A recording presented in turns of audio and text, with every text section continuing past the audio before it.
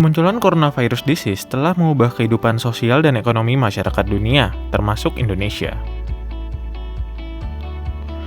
Bauran kebijakan untuk menangani masalah kesehatan menjadi prioritas utama pemerintah, dengan harapan keadaan ekonomi juga segera pulih apabila persoalan kesehatan teratasi. Dari sisi ekonomi, keharusan untuk mencegah transmisi virus telah mendorong masyarakat untuk melakukan transaksi keuangan melalui medium tanpa kontak fisik. Dapat dikatakan, pandemi ini telah meningkatkan intensitas transaksi digital dalam masyarakat. Hal ini dapat dilihat dari beberapa perubahan perilaku keuangan. Saat pandemi, transaksi keuangan dicatat naik 110% dan penggunaan digital banking meningkat kurang lebih 30%. Namun, digitalisasi juga dapat membawa sejumlah implikasi untuk ekosistem keuangan Indonesia. Pertama, intensitas transaksi digital dapat mengurangi efektivitas kebijakan moneter. Dalam studi yang dilakukan Insukindro, pembayaran elektronik terhadap variabel moneter di negara berkembang akan mengubah multiplier uang, menaikkan kecepatan perputaran uang, menurunkan penawaran uang agregat, dan menurunkan kemampuan bank sentral untuk mengontrol penawaran uang.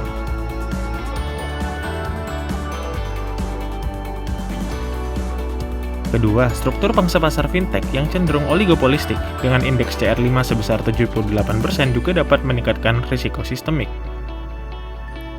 Ketiga, kecenderungan merger antara raksasa fintech pun juga dapat membuat perusahaan merger menjadi too big to fail. Dominasi perusahaan fintech yang besar pada satu atau dua perusahaan saja juga dapat memunculkan risiko. Seperti shadow banking yang merupakan kegiatan menghimpun dana, investasi, dan pinjaman yang tidak diawasi oleh otoritas. Keempat, masyarakat Indonesia yang masih memiliki literasi keuangan yang rendah juga berisiko terperangkap dalam kiprah perusahaan tersebut. Pemerataan akses digital ke wilayah yang sulit dijangkau pun juga tidak akan efektif jika masyarakat belum memiliki literasi keuangan digital yang baik.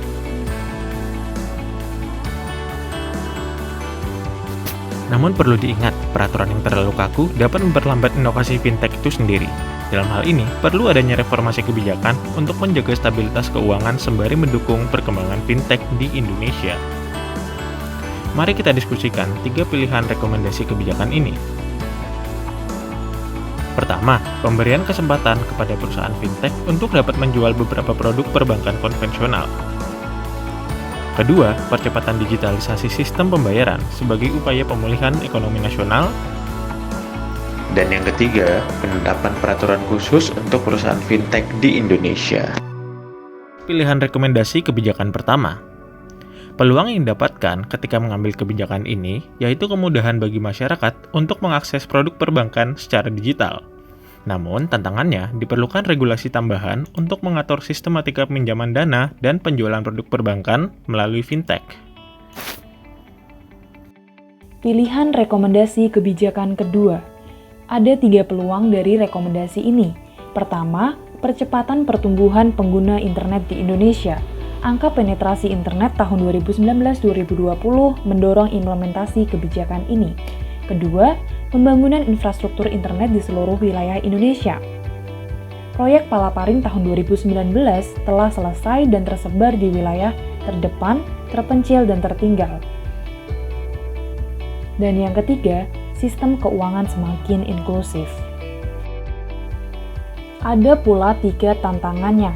Pertama, tingkat literasi digital masyarakat Indonesia yang masih rendah dan diperlukan edukasi literasi digital secara intensif. Kedua, akses koneksi internet yang belum dimanfaatkan secara merata. Kontribusi penetrasi internet masih terpusat di Pulau Jawa. Dan ketiga, perlunya perancangan skema sistem digital lebih lanjut. Pilihan rekomendasi kebijakan ketiga. Dengan menerapkan kebijakan ini, 2 peluang yang mungkin terjadi adalah tata kelola perusahaan fintech menjadi lebih terarah, aman, mengedepankan perlindungan konsumen, dan pengelolaan risiko yang baik. Kedua, dapat mengatur transaksi dan kekuatan pasar fintech demi mencegah risiko. Selain itu, ada pula tantangan yang perlu dihadapi. Pertama, pengetatan aturan dapat mempersulit tingkat inovasi fintech lending. Kedua, peraturan bisa terbit cukup lama akibat proses birokrasi dan political will dari berbagai pihak asosiasi fintech. Dari ketiga pilihan kebijakan, kami merekomendasikan pilihan kebijakan ketiga, penetapan peraturan khusus untuk perusahaan fintech di Indonesia. Perancangan peraturan khusus untuk operasi perusahaan fintech menjadi krusial dalam mencegah kemungkinan risiko sistemik. Untuk menjalankan pilihan rekomendasi kebijakan ketiga, diperlukan sinergi berbagai pihak seperti yang tercantum pada pilihan rekomendasi kedua. Hal ini juga perlu diiringi dengan sosialisasi rencana kebijakan kepada masyarakat luas. Proses realisasi kebijakan ketiga memang membutuhkan waktu yang lama.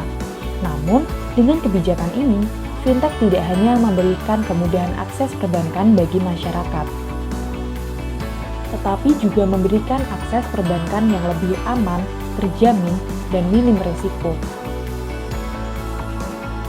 Hasil akhir yang diharapkan adalah siklus keuangan dalam ekonomi tetap berjalan meskipun dalam keadaan krisis karena pandemi, dan kestabilan sistem keuangan nasional tetap terjaga.